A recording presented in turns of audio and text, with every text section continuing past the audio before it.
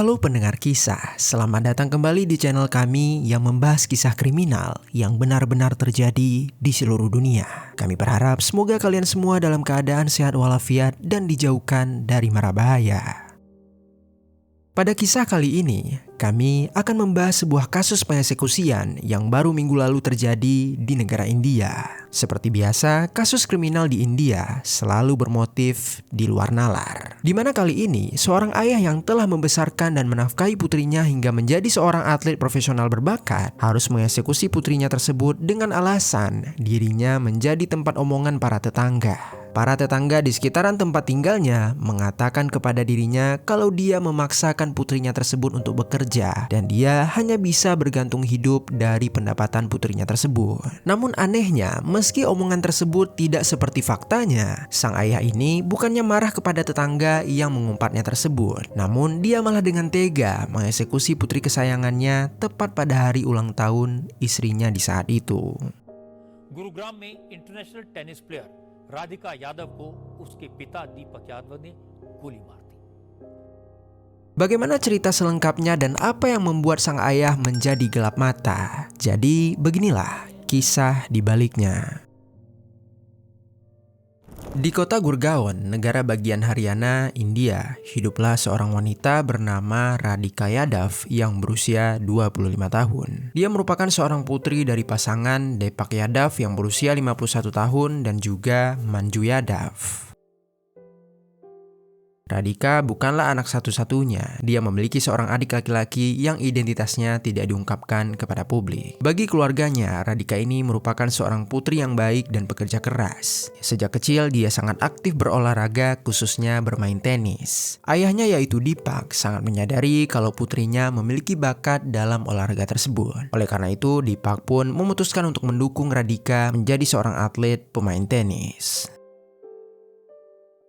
Deepak sangat rela mengeluarkan uang dengan biaya yang tinggi untuk pelatihan tenis bagi Radhika. Dan dia sangat berharap putrinya tersebut dapat menjadi seorang atlet profesional. Deepak telah menghabiskan setidaknya 2,5 crore rupiah atau setara dengan 4,7 miliar dalam rupiah. Jumlah uang tersebut cukup fantastis. Keluarga Deepak termasuk ke dalam kategori keluarga menengah ke atas. Deepak sendiri memiliki aset berupa beberapa rumah dari warisan orang tuanya. Dari hasil menyewakan aset tersebut, dia mendapatkan uang sekitar 15 lakh rupiah atau setara dengan 284 juta dalam rupiah per bulannya.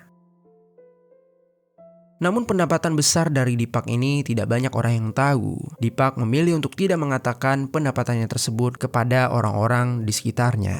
Lalu dengan dukungan dari ayahnya itu, Radhika pun berlatih sangat keras. Dia disiplin dalam latihannya karena dia tak ingin sampai mengecewakan orang tuanya, khususnya untuk sang ayah.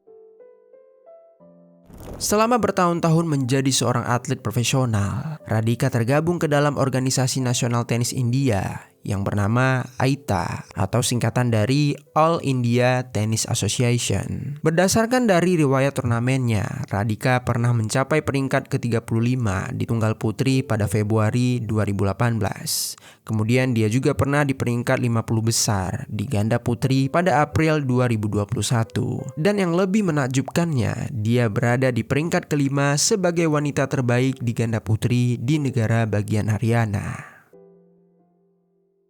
Hal ini membuat keluarganya, khususnya sang ayah, sangat merasa bangga kepada Radhika. Sejak kecil, Deepak dan Radhika telah memiliki hubungan ayah dan anak yang cukup dekat. Deepak selalu mendukung usaha Radhika untuk menjadi seorang atlet, sehingga melihat namanya melejit ikut membuatnya menjadi turut bahagia.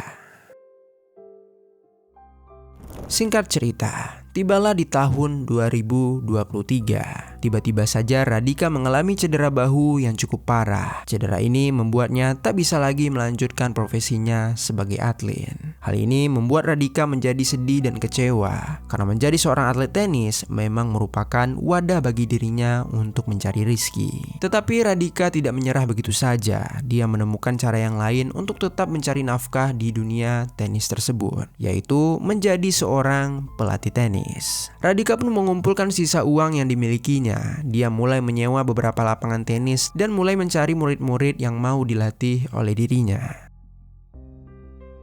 Untuk mempromosikan diri, Radhika mengaktifkan sosial medianya. Dia mengunggah beberapa video dirinya bermain tenis di aplikasi Instagram agar orang-orang berminat untuk menjadi muridnya. Usahanya menjadi seorang pelatih ternyata juga berhasil. Radhika mendapatkan penghasilan yang dinamis, mulai dari 50.000 sampai 60.000 rupiah atau sekitar 9 sampai 11 juta rupiah per bulannya. Meski jauh berbeda dari sebelumnya menjadi seorang atlet, pendapatannya ini tetap disyukuri oleh Radhika karena dia masih dapat membantu dirinya dan keluarganya.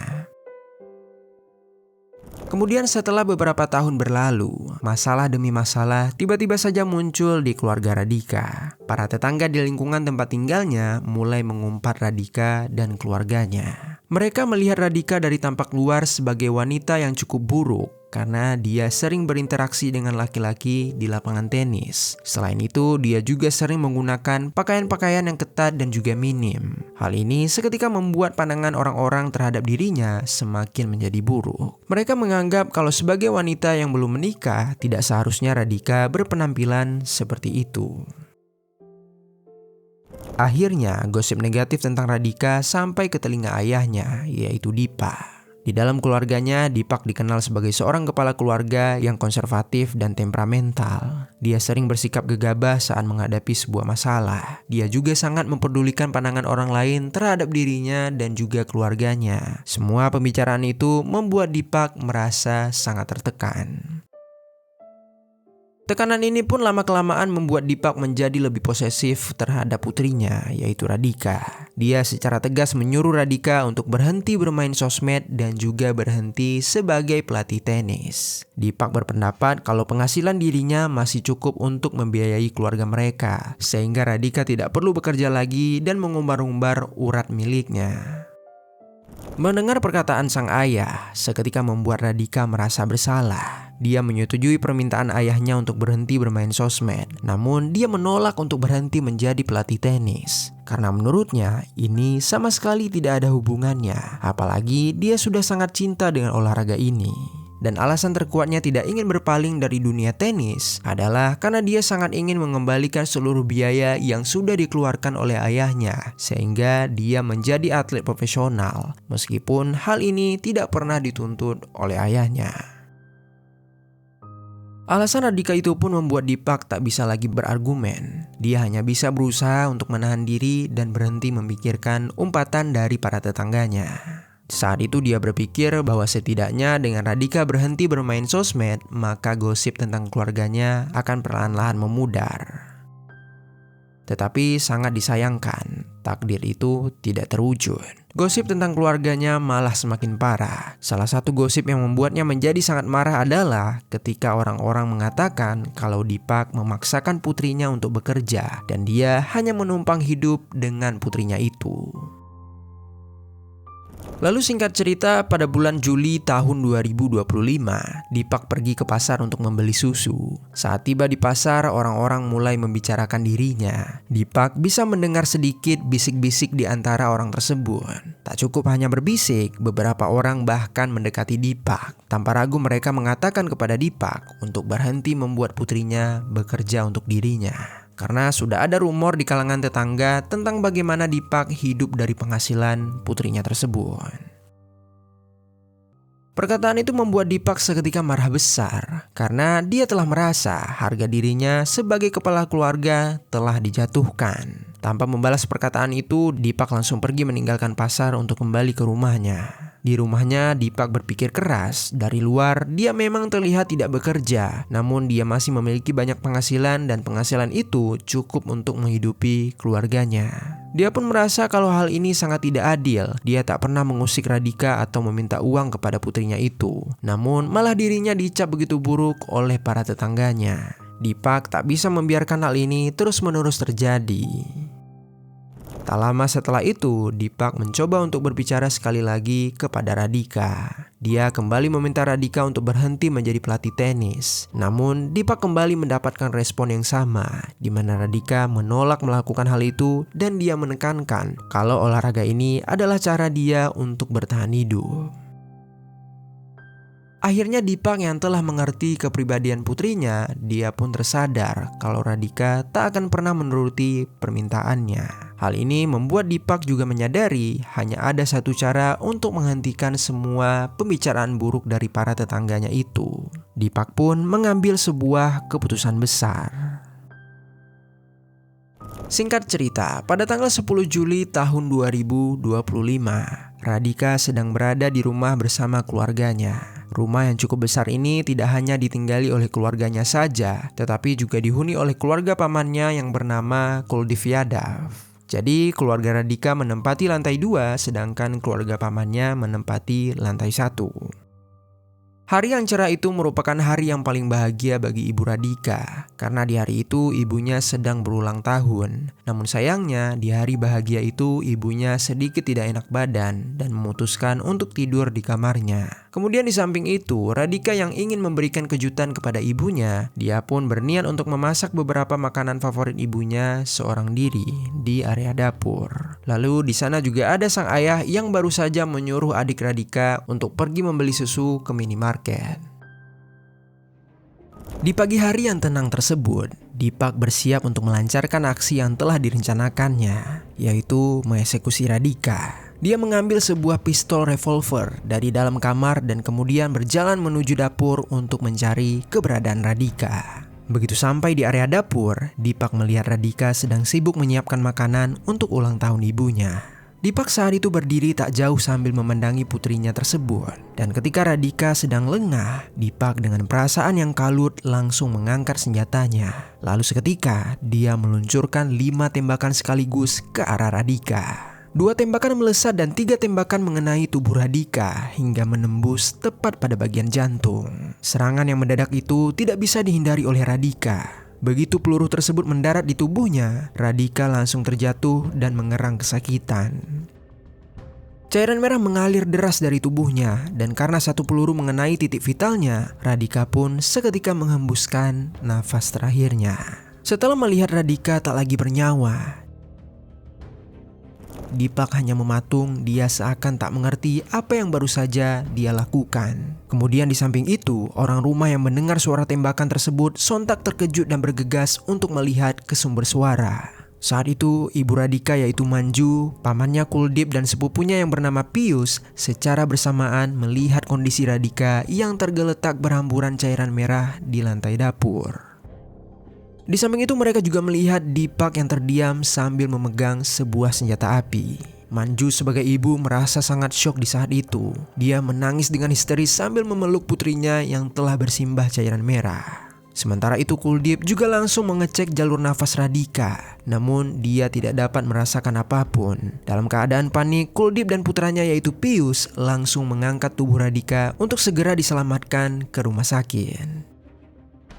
Sesampainya di rumah sakit, dokter langsung mengonfirmasi kalau Radhika tidak dapat lagi diselamatkan. Dia sudah meninggal dunia sejak terkena peluru pada bagian jantungnya. Mendengar pernyataan itu seketika membuat keluarga Radhika merasa hancur. Kuldeep sebagai paman dalam keadaan menangis mencoba untuk menghubungi pihak kepolisian untuk melaporkan kejadian ini.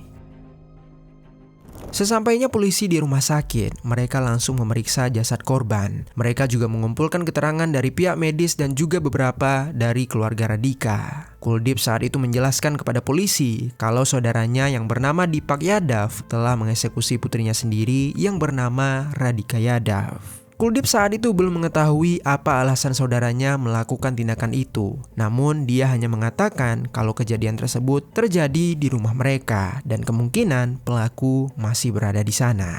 Mendapatkan pernyataan itu, pihak kepolisian pun segera menuju ke TKP. Sesampainya mereka di rumah tersebut, polisi melihat Deepak terduduk lesu sambil masih memegang pistolnya. Sementara itu juga ada istrinya yang masih menangis histeris dan sedang ditenangkan oleh sanak saudaranya yang lain.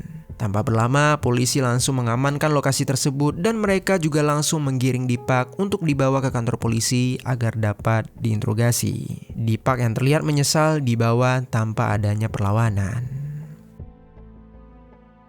Kemudian saat proses interogasi dilangsungkan, Deepak menjelaskan kepada pihak kepolisian mengapa dia tega melakukan aksi keji tersebut.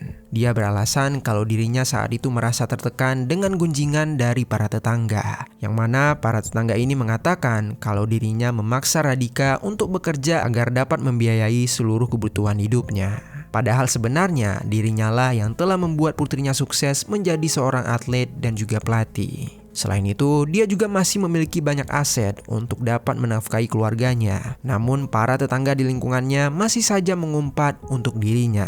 Deepak juga mengaku kalau dia sudah meminta kepada putrinya untuk berhenti bekerja dalam dunia tenis tersebut, agar citra keluarga mereka tidak dipandang negatif oleh orang-orang. Namun, putrinya ini menolak dengan tegas, karena olahraga tenis sudah menjadi passion bagi dirinya, dan dia merasa tidak penting untuk mendengarkan perkataan dari orang lain terhadap dirinya.